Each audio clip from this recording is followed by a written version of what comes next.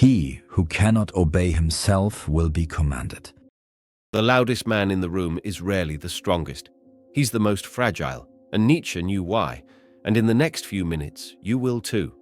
Imagine this. You're in a room full of men. Some raise their voices, others interrupt. Everyone wants to be heard. They think noise equals dominance. But one man says nothing. He just watches. Still, calm, anchored. And somehow, he owns the room. It doesn't make sense at first. He's not bigger. He's not louder. He's not even trying. And yet every eye drifts to him, because he's not reacting. Nietzsche saw this. He saw the paradox beneath the noise. The most powerful man is often the quietest. Why? Because reactivity is surrender. When you react, you reveal your nerves, your need to be right, seen, or validated. And the world, like a predator, smells that. Nietzsche didn't just describe man as he is. He envisioned who man could become. Not obedient, not performative, but self-made, self-possessed, untouchable. He called him the Übermensch, the Overman, not superior over others, but sovereign over self. You can't bait this man. He doesn't argue to protect his ego. He doesn't flinch. He listens. He chooses. And when he speaks, every word lands with weight. This isn't theory. We've seen this man before. Socrates, sipping poison without a tremor. Musashi, walking away from duels already won. Steve Jobs, commanding rooms with a glance. They understood what Nietzsche taught. Power doesn't shout. It withholds. And in that withholding, it becomes devastatingly effective. But here's the tragedy. Most men never get there. Conditioned to react since boyhood, until they burn out. Bitter, exhausted, addicted to noise. You feel that, don't you? The exhaustion from always defending, explaining, responding. Being pulled so far out of yourself that silence feels like defeat, but it's not. Silence is presence. It's control. The calm eye of the storm that others instinctively respect. That's the trick. The one the world never teaches. A man who cannot be provoked cannot be controlled. So ask yourself, what would it look like to stop reacting? To let others posture, panic, perform while you hold still? To stop proving and start embodying? This is not passivity. It's restraint, forged through pain and mastery, chosen again and again, until it becomes presence.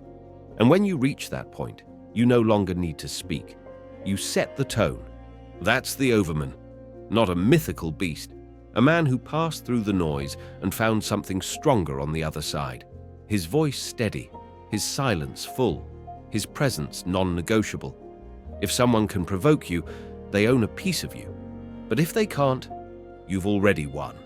Become that man, the one who doesn't need the last word, because his life speaks for him. The one who doesn't run from conflict, because he decides when it begins and ends.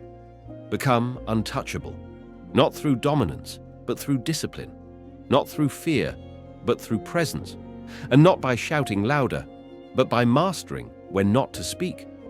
By the end of this video, you'll understand why silence is often your first display of strength, how reactivity gives away your power and how to reclaim it, and how stillness, not domination, is the first step you need to take to becoming Nietzsche's Übermensch. The path to all great things goes through silence. Now let's walk it together. Part 1. Noise is not power. At some point, culture made a choice, and it wasn't a wise one. It decided power is loud. That presence must be performative. And if you want to matter, you'd better speak constantly. So we reward performance, not presence. We confuse charisma for clarity. We mistake noise for substance. But Nietzsche saw through this, long before TikTok, before branding replaced thought. He saw what we still miss. That noise is often just fear in costume. One must learn to see, think, and speak. Only then will one become wise. Nietzsche. Modern psychology offers a clue. The Dunning-Kruger effect shows that those who know the least tend to speak the most. They lack the self-awareness to recognize their own ineptitude. and those who know the most often speak with restraint, wisdom earned through experience. But no one teaches that now. There's no reward for quiet reflection, no applause for restraint, no dopamine hit for thoughtful silence. No one ever went viral for saying, "Let me think before I respond." We confuse certainty for wisdom and assertiveness for truth. But here's the problem. The more you speak, the more you expose. You reveal doubt, unformed ideas, and your need to matter. Nietzsche saw that too. The man trying to prove his worth has already lost it.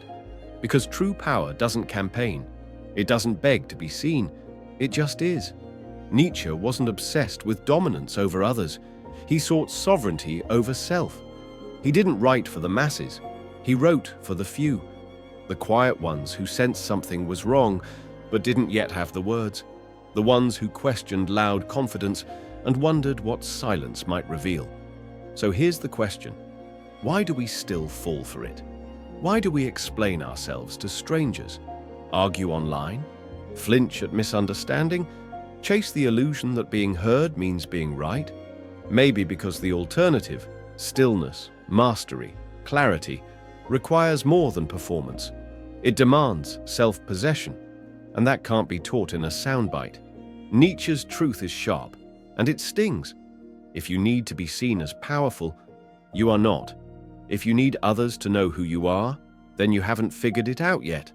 And if you keep reaching for noise, you'll never learn the silence that commands. Ask yourself, are you building something real, or just trying to be heard? Because one path ends in exhaustion, the other in authority. Part 2. The Trap of Reactivity. In today's world, silence is framed as weakness. If you don't respond, you've lost. But that's the illusion. The real trap is subtler and more costly. It's believing you must respond to everything, every challenge, every slight, a tone, a glance, an insult. So you react. You defend what isn't threatened, correct what can't be heard, explain what no one asked for, and with each reply, you bleed. Piece by piece, until all that's left is noise and nerves. When we are tired, we are attacked by ideas we conquered long ago. Nietzsche. Modern research agrees. Stanford neuroscientists found that high reactivity depletes the brain's prefrontal cortex, the seat of planning, clarity, and control. Reactivity isn't power, it's burnout in disguise. When you're not rooted, you regress. You default to defense. You return to boyhood, begging for validation, disguised as confidence. But the Overman doesn't. He chooses his battles, not to conserve energy, but to preserve self. Not everything is worthy of your presence. Not every room deserves your voice. History proves this. Marcus Aurelius, writing in solitude while under siege. Epictetus, once a slave, mastering himself while powerless over anything else. Mandela, holding dignity through decades of confinement. They didn't give it away. They held their center. That's the difference.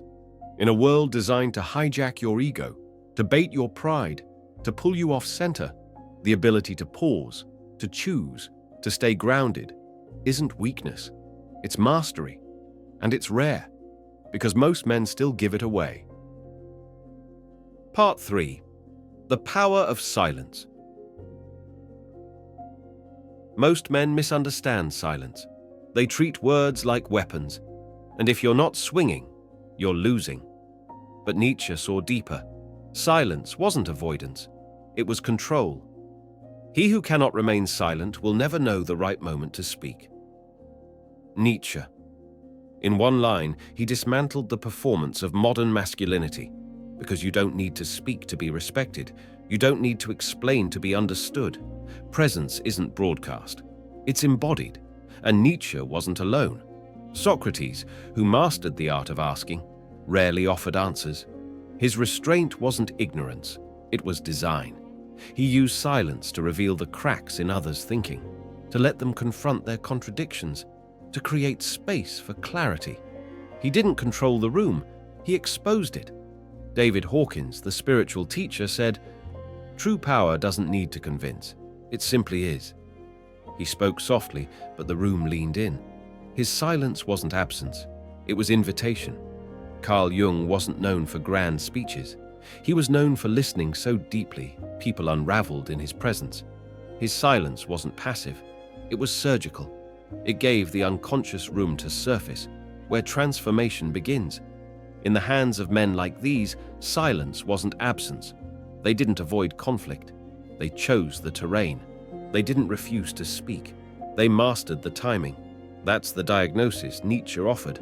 But silence means nothing if you're still ruled by ego. If your calm is suppression, if your quiet masks fear or resentment, it's not strategy, it's stagnation. Modern psychology calls this spiritual bypassing, using a performance of peace to avoid real healing. Silence isn't the goal, sovereignty is, and silence is the forge where it's tested. Part 4. The sacred pause. You can't fake peace. You either have it or you don't. You can slow your voice, pause before speaking, lower your tone, but people feel what's real, and if your calm is a mask, they'll see through it. That's why Nietzsche didn't teach silence as a tactic. He taught it as a byproduct of confrontation, of discipline, of depth. You become the kind of man who no longer needs the noise, not because you've outsmarted the world, but because you've faced yourself, you've stood in tension, confronted fear, endured discomfort, without fleeing. He who has a why to live can bear almost any how. Nietzsche, the Overman, has a why, not just ambition, not applause, but something earned in the dark, a vision clear enough to stand without noise. And that's when silence becomes real. You stop reacting, you start choosing, not to prove you are strong, but because you already are. That's what makes your silence magnetic. The man who doesn't speak to be heard, but because he has something to say. And when he does, the room shifts. Part 5. The Code of the Overman. You've seen the trap, the noise, the ego, the endless reacting, and something in you is shifting. You don't want insight, you want structure, a way forward. Because what good is philosophy if it never enters the moment? Nietzsche's silence wasn't hiding, it was precision in motion. Most men absorb wisdom but never translate it. They quote Zarathustra but live like the crowd. So here's the framework. 1. Observe first, speak last. When you enter a room, pause. Watch how they posture. Who needs to dominate? Who needs to please? Who fears silence? Let others fill the space, and they reveal themselves. You collect insight. You move last and best. 2. Don't react. Decide. You'll be provoked daily. A comment? A glance? A misunderstanding? You'll feel the pull to correct, to defend, to prove your worth. But now, you pause. Ask, does this deserve my energy? Does this build my future? Or is it just noise, begging for more noise? If the answer is no, you walk away. Not with weakness, but with clarity. Reaction is cheap, decision is costly and powerful. 3rd, link silence to mission. Your quiet isn't emptiness, it's a loaded bow, aimed with intent.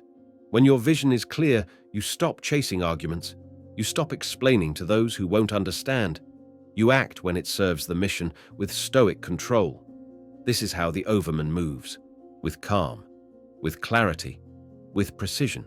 Observe, decide, align. But here's the final test. When do you break the silence? Because silence isn't the goal. Mastery is. And mastery means knowing when to hold your voice and when to unleash it. Silence isn't the destination. It's the proving ground. The stillness that sharpens your vision. That teaches you restraint. But don't mistake it for the end. Because power isn't just what you withhold, it's what you choose to give. So when do you break the silence? When your words are clean of ego, when they serve the mission, not the moment. When silence has clarified your purpose and speech becomes an act of precision, that's when you speak. Not to be heard, but to be felt. Not to react, but to command. Invisible threads are the strongest ties. Nietzsche. Your presence must be intentional. Your voice must follow your understanding. Your words, like blades, sharpened by thought, aimed by vision. Because if you speak before you see clearly, you add to the noise. But if you speak after silence has done its work, you don't just enter the room, you reshape it. Don't just learn Nietzsche's silence, live it, and let the world adjust to the weight of your stillness. If this video struck a chord, there's more. Dive deeper into the minds of history's most profound thinkers. Learn what Dostoevsky said about suffering, or how Dante can help you confront your inferno. Silence was just the beginning. Now it's time to walk further. Watch the next video and keep evolving.